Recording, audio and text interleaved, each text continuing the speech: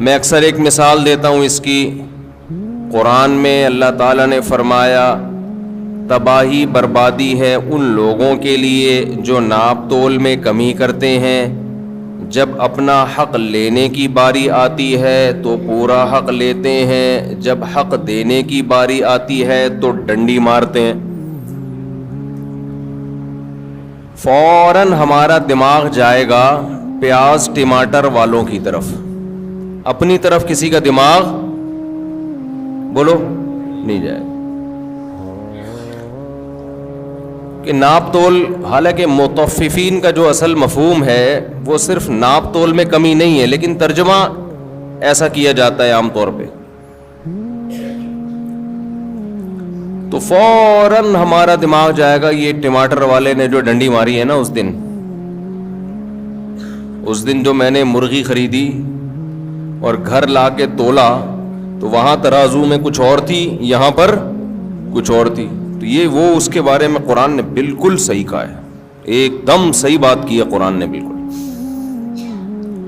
او بھائی یہ ٹماٹر والے کے بارے میں نہیں, یہ آپ کے بارے میں بھی ہے. سمجھتے ہیں اس آیت کا منشا کہتے ہیں جو اس کی مراد ہے اصل, وہ پیاز ٹماٹر آلو والوں کو برا بلا کہنا نہیں ہے.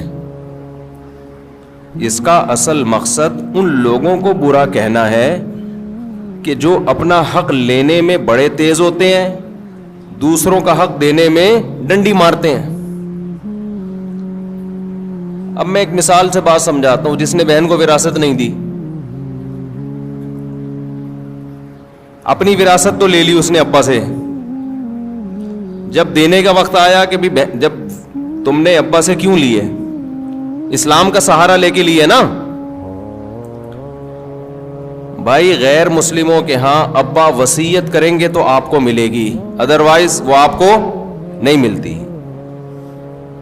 اسلام میں یہ ہے کہ ابا نے وصیت کی ہو یا نہیں کی ہو, بلکہ غلط وصیت بھی کر دی نا کہ میرے بیٹے کو نہ ملے, پھر بھی کس کو ملے گی, بیٹے کو ملے گی. یہاں جتنا لبرل طبقہ ہے نا سارا اسلام قبول کر لیتا ہے ایسے موقع پہ. یہاں ہمارا جتنا لبرل طبقہ ہے نا جو اسلام کو نہیں مانتا, وراثت لینے میں سارے اپنے آپ کو کیا شو کرتے ہیں کورٹ میں کہ میں مسلم ہوں. اب جس اسلام کا سہارا لے کے آپ نے وراثت لے لی, مفتیوں سے فتویٰ لے لیا کہ جی میرا حصہ کتنا بنتا ہے, مفتی صاحب نے بتا دیا جی 1 کروڑ آپ کا بنتا ہے, بہن کا کتنا بنتا ہے جی 50 کروڑ بنتا ہے, یہاں تک فتویٰ لیا جائے گا بس. اگلا فتویٰ یہ لینا تھا کہ بہن کو میں کب دوں, کیا فوراً دینا لازم ہے میرے اوپر. اکثر ہم نے دیکھا یہ والا فتویٰ لوگ نہیں لے رہے ہوتے, تو فوراً دینا لازم ہے نا اس کو. اب گھر تو بکے گا 20 سال کے بعد, تو 20 سال تک تو اس کو وہ تو بڈھی ہو جائے گی. آپ بہن کو بولیں گے کہ تم 20 سال بعد بڈھی ہو جاؤ گی, تو وہ مانے گی نہیں کہ میں 20 سال بعد بڈھی ہو جائیں گی, کیونکہ خواتین یہ بات نہیں مانتی. 40 سال بھی گزر جائیں تو وہ یہ نہیں مانتی کہ ہم بوڑھے ہوں گے, لیکن ہوگی تو نا بہرحال 20 نہیں تو 30 سال کے بعد. تو بڑھاپے میں جب آپ اس کو وراثت دیں گے تو اس کا کیا کرنا ہے, اس نے وہ تو بچوں کے کام آئے گی نا. بچوں کے لیے تو شریعت نے اس کے مرنے کے بعد وراثت رکھی ہے, پھر اس کے بچوں کو ملے گی جب وہ بوڑھے ہو جائیں گے, پھر ان کے بچوں کو ملے گی جب وہ, تو فائدہ کون اٹھائے گا بھائی اس سے. تو ہمارے ہاں ایک بہت بڑا طبقہ ایسا ہے جو اپنا حق لینے میں کس کا سہارا لیتا ہے, اسلام کا. حق دینے میں کلچر کو بنیاد بنایا جاتا ہے. بھی کلچر ہمارا یہ ہے, کلچر ہمارا یہ بھی, ضرورت کیا ہے. تو وراثت میں پھر کس کو بیس بنا لیں گے, ضرورت کو, کہ بہن کو ابھی ضرورت نہیں ہے. ضوابط پورے تجوید کے ساتھ ادا کرتے ہیں, ضرورت نہیں ہے. ایک اور مثال دے دیتا ہوں. یہ مثال انٹیوں میں پائی جاتی ہے. خواتین کو شکایت ہوتی ہے بھائی میاں جو ہے ہمارے حقوق ادا نہیں کر رہا, بالکل صحیح شکایت ہے. اگر وہ خرچہ نہیں دے رہا ہے, نان نفقہ نہیں اٹھا رہا ہے, جیسا خود پہنے ویسا اپنی زوجہ کو پہنائے, یعنی ویسا کا مطلب جس اسٹینڈرڈ کا لباس خود پہنتا ہے اسی اسٹینڈرڈ کا, بولو نا, اب بول نہیں رہے, دیکھا نا آپ نے, اپنے خلاف بات جا رہی ہے. بیگم کو وہی اسٹینڈرڈ. جی جی جی جی جی خیال کا لفظ نا مبہم ہے, وہ ہر آدمی کہتا ہے میں تو خیال کرتا ہوں, تو اس لیے میں خیال کو نہیں, پوری تھوڑی ڈیٹیل بتاتا ہوں. جس اسٹینڈرڈ کا خود کھاتا ہے اسی اسٹینڈرڈ کا زوجہ کو کھلائے. ایسا نہیں ہے کہ خود پیزے برگر پھوڑ رہا ہے جا کے اور اس کو مسور کی دال پہ ٹرکھایا ہوا ہے. تو یہ سارا اسٹینڈرڈ, اس کا جو لیونگ اسٹینڈرڈ ہے وہ آپ کے لیول کا ہونا چاہیے, جو آپ کا اسٹینڈرڈ ہے. تو یہ ذمہ داری کس نے لگائی ہے بھائی, بولو نا. اسلام نے, اہل مغرب نے یہ ذمہ داری مرد پہ نہیں لگائی ہے. ہماری خواتین شکایتیں کرتی ہیں کہ میاں حقوق ادا نہیں کر رہا, یہ نہیں کر رہا, وہ نہیں کر رہا. بالکل صحیح ہے بھائی, اس کے باپ کو بھی کرنا پڑے گا. یعنی اس کے باپ کا مطلب یہ نہیں کہ اس کے باپ کو, اسی آدمی کو پیار سے اس کا باپ کہا جاتا ہے اردو میں. آج ہر آدمی اپنا باپ خود ہی ہے نا آج کل. لیکن یہی انٹیاں جب شوہر ان سے کہتا ہے کہ آپ میری مرضی کے بغیر گھر سے مت نکلو, بیگم جب کہیں جاؤ تو مجھ سے پرمیشن لو. صرف اطلاع دینا کافی نہیں ہے, شوہر کی پرمیشن کا ہونا ضروری. اسلام عورت کو باؤنڈ کرتا ہے کہ جب اس کی شادی ہو گئی ہے. اب آپ کہو گے مصعب کیا قومی ترانے سنانے لگ گئے ہیں. میں تھکا ہوا ہوں بھائی, میں ابھی سفر سے آیا ہوں, رات میرا بیان تھا اتنا لمبا پنجاب میں, تو جب میرا بہت زیادہ لمبا بیان تھا, رات بھر سویا نہیں, پھر صبح کی فلائٹ تھی, تو پھر یہ سر لگانا پڑتا ہے تاکہ میں بولتا رہوں, سمجھ رہے.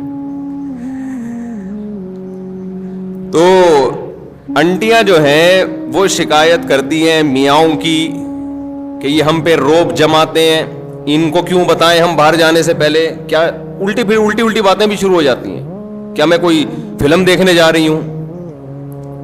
بعض دفعہ میاں کو محبت اتنی ہوتی ہے, بیگم کہیں جا رہی ہوتی ہے, ونس اپون اے ٹائم ایسا ہوا کرتا تھا, اب تو اس طرح آج کل اس طرح کی اطلاعات آ نہیں رہی ہیں. میاں کہہ دیتا ہے کہ آپ نہیں جائیں, میں ابھی گھر میں ہوں, میں چاہتا ہوں کہ آپ گھر میں رہیں. بیگم کہنی نہیں, میں اپنی اماں کے جا رہی ہوں یا کہیں بھی جا رہی ہوں. تو اسلام ایسے موقع پہ بیگم کو سپورٹ کرتا ہے یا میاں کو. سمجھتے ہو کہ نہیں سمجھتے. یہاں خواتین کہتی ہیں کیوں بھائی ہم کوئی غلام ہیں. کل میں نے رات ایک پنجاب میں ایک بہت بڑے بورڈ پہ دیکھا, ہم کوئی غلام ہیں. تو خواتین نے بھی یہ لفظ سیکھ لیا ہے, ہم کوئی غلام ہیں جو ہم بتا کے جائیں. ہے بھائی, ہم کیوں بتائیں کسی کو, تم کون ہوتے ہو پوچھنے والے. پھر ہر وقت کی پابندیاں لگائی ہوئی ہیں میرے اوپر, ہر وقت کی پابندیاں. ٹھیک ہے, یہ غیر اخلاقی حرکت ہے, ہر وقت کی پابندی. لیکن بہرحال عورت کو کیا حکم دیا جائے گا کہ وہ اس معاملے میں شوہر کی اطاعت کرے. آج کل جیسے مردوں نے حقوق ادا کرنا چھوڑ دیے تو خواتین بھی بہت ساری لبرل ہوتی جا رہی ہیں, وہ میاں کو بتانا ضروری نہیں سمجھتی. ایسے بھی کیسز آتے ہیں, میاں صاحب کہہ رہے ہیں بھائی ان سے نہیں بات کیا کرو, اس سے نہیں جی, تم کون ہوتے ہو روکنے والے. تو بھائی جب آپ میاں سے اپنے حقوق لے رہی ہو, کس کے نام پہ؟ اسلام اس کو پابند کر رہا ہے, سمجھ لیں آپ. اسلام کے علاوہ کسی کا باپ بھی شوہر کو پابند نہیں کر سکتا, خوب سمجھ لو. اور اسلام کی پابندی اگر نہ ہو تو کوئی بھی زوجہ کے حقوق ادا نہیں کرے گا, قانون کروا ہی نہیں سکتا. پھر یہ ٹاپک چینج ہو رہا ہے, کیا کریں یار. میں خواتین کو بتا رہا ہوں اسلام کی قدر کرو. یہ جو میاں پاکستان میں اور اسلامی ملکوں میں میاں جو خرچہ کرتے ہیں نا بیگموں کے اوپر, جو حقوق ادا کرتے ہیں, یہ اسلام کی وجہ سے کرتے ہیں, یہ گورنمنٹ کے لا کی وجہ سے نہیں کرتے. لا میں اتنی طاقت نہیں ہے کہ حقوق ادا کروا دے. گوروں نے کتنے زبردست لا بنا کے مسلط کیے, انہوں نے بھی بالآخر ہتھیار ڈال دیے کہ بھئی قانون کے ذریعے شوہر عورت کے حقوق ادا کرے, یہ پاسبل نہیں ہے.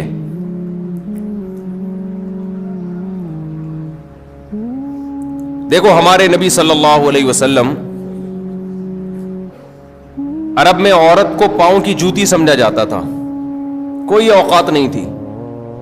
ہمارے نبی نے مدینہ میں جا کے قانون نہیں پاس کروایا کہ جو عورت کی توہین کرے گا اس کو اتنے سال کی جیل ہوگی. ایسا ہمیں کوئی یہ قانون سے یہ چیزیں گرفت میں آتی نہیں ہیں.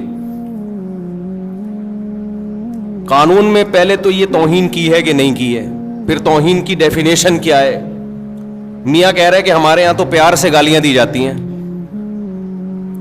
ہمارے یہاں کیا, کل ایک صاحب آئے, انہوں نے کہا مجھے میری بیوی نے بہت گالیاں دی ہیں نا, بہت پھٹا ہوا, کہیں پنجاب میں بیٹھا ہوا تو کہیں, تو میری بیوی نے بہت گالیاں دی ہیں. میں نے کہا کیا گالیاں دی ہیں؟ کہہ رہے یار مصعب کیا؟ میں نے کہا ترجمہ کر کے بتا دو.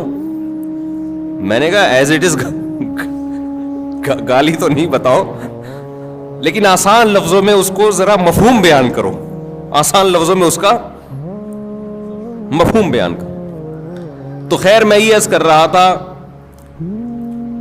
کہ نبی صلی اللہ علیہ وسلم کے دور میں بیٹی کو زندہ دفن کیا جاتا تھا. پاؤں کی جوتی سے بھی بدتر سمجھا جا رہا ہے کہ نہیں سمجھا جا رہا؟